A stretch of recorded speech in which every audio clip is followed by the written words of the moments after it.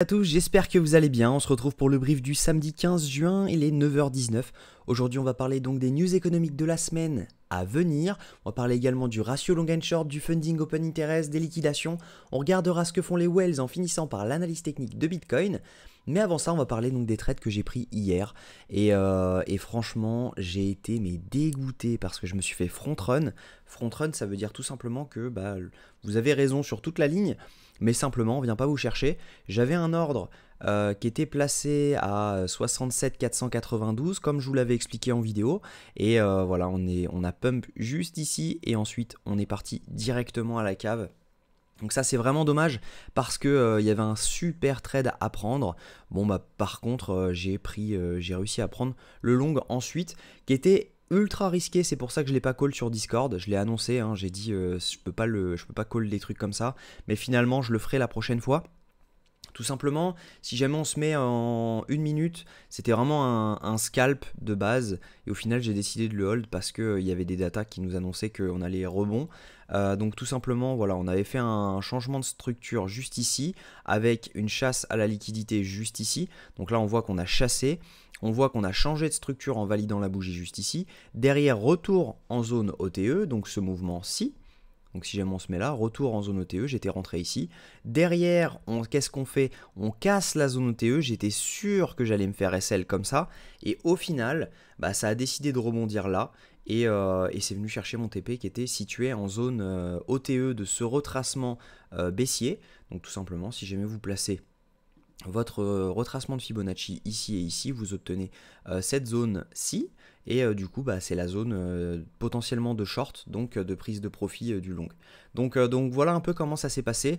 Donc ça fait un RR de 3,47, j'avais mis 1% dessus, donc ça fait 3,47% de bénéfice sur ce trade. Donc si jamais j'avais mis 100$, j'aurais gagné 347, 1000$, 3470, etc. etc.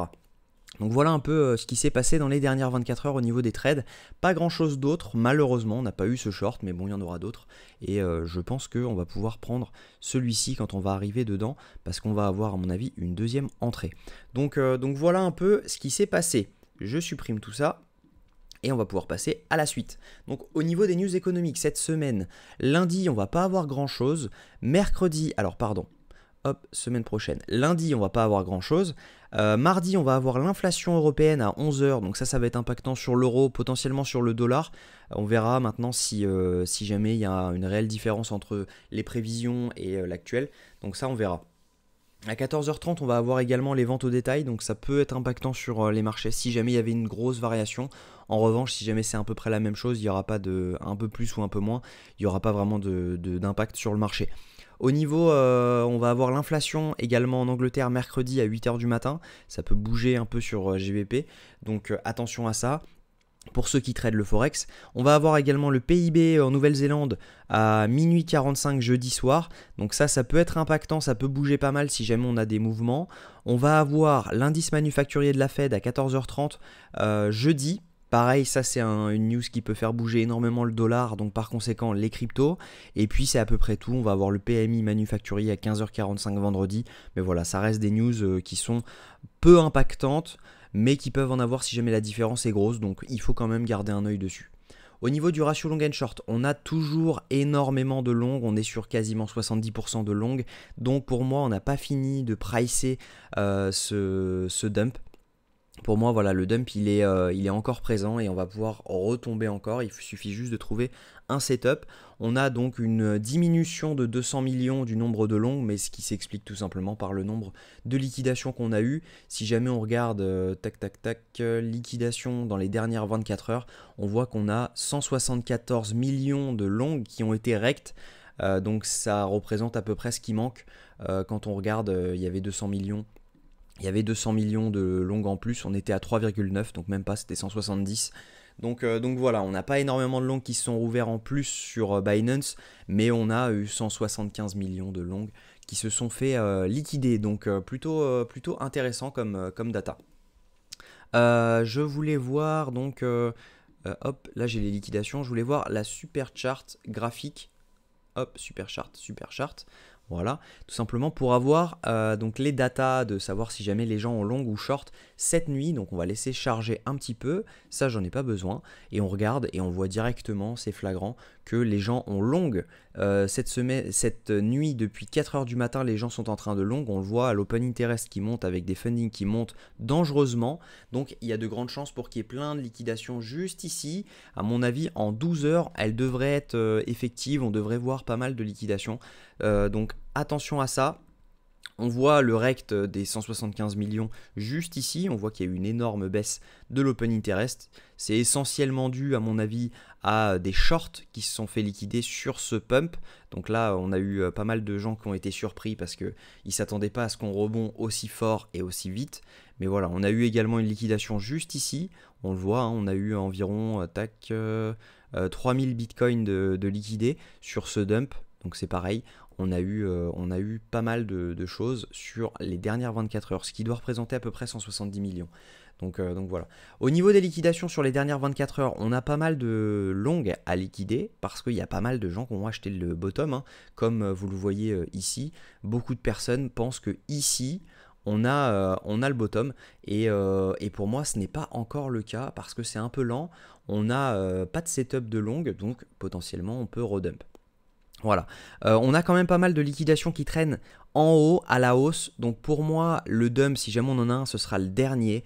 Parce qu'à mon avis, on peut placer un bottom autour des 64 000 $. Vous verrez ça ensemble au niveau de la technique. Si jamais on regarde sur une semaine, même chose, on a énormément de liquidations à venir chercher autour des 70 800. Donc je ne serais pas étonné qu'on y aille la semaine prochaine, mais avant qu'on fasse un dernier dump. Donc à voir. Donc ça on a vu.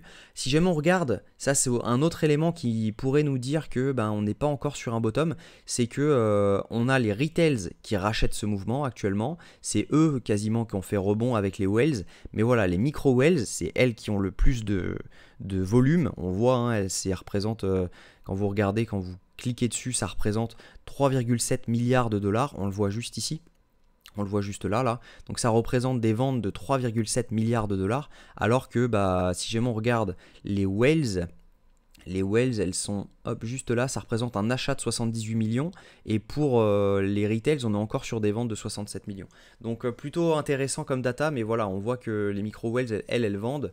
Les retails continuent de vendre essentiellement, mais que les whales, elles, sont en train de racheter. Mais les whales, c'est pas elles qui font le cours, c'est plus les micro whales. C'est des achats entre eux et des achats ou des ventes entre 100 000 et 1 million de dollars qui mangent le marché.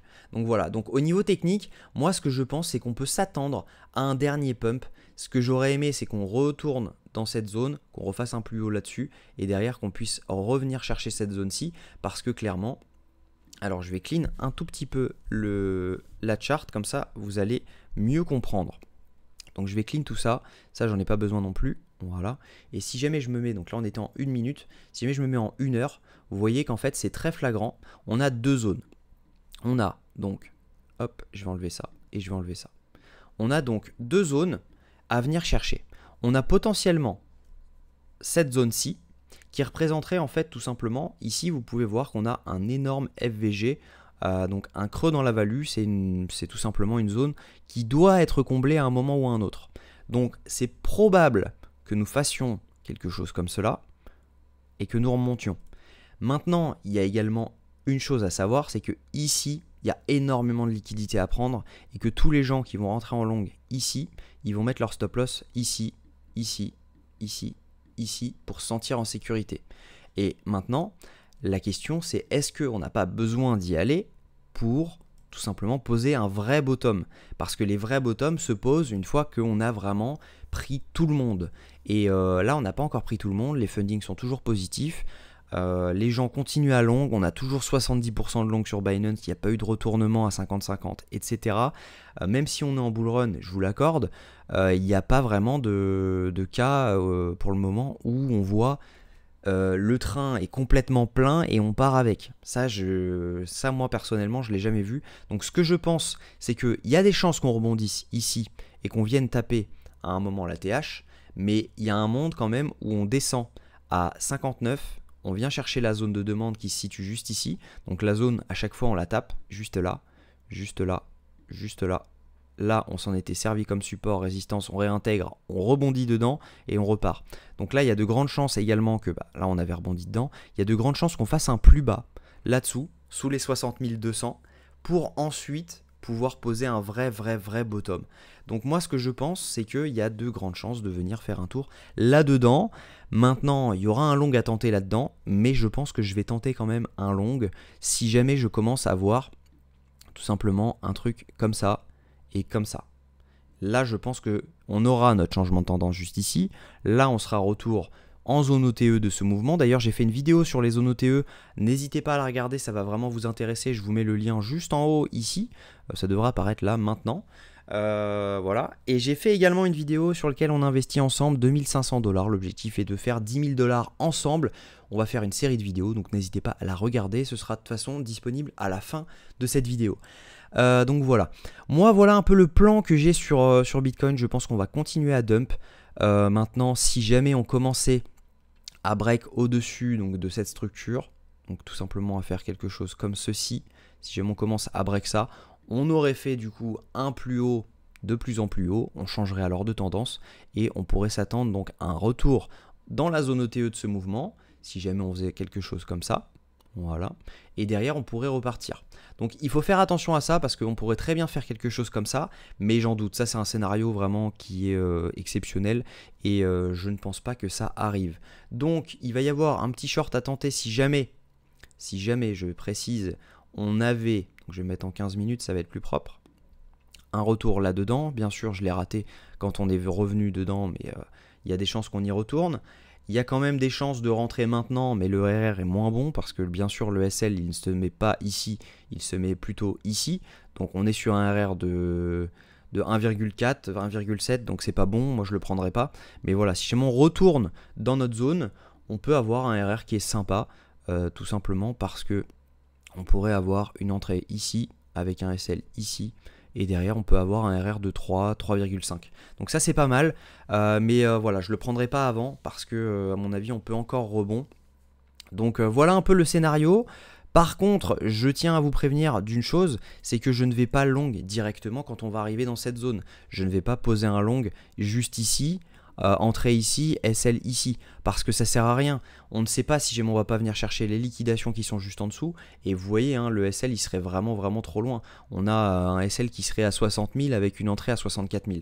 Donc voilà, je ne ferai pas d'entrée là-dedans. En revanche, ce que je vais attendre, c'est, je vous le redis, un changement de tendance comme ceci. Donc là, on ferait par exemple un plus haut, on revient faire un plus haut, ok, on break la tendance, et derrière, boum, on revient zone OTE et on peut repartir. Donc voilà un peu ce que je vais attendre. Maintenant, ça peut très bien faire un truc comme ça, on revient ici, on redump et ça repart. Parce que là, on aura fait notre COS, notre changement de tendance, retour zone OTE et on repart.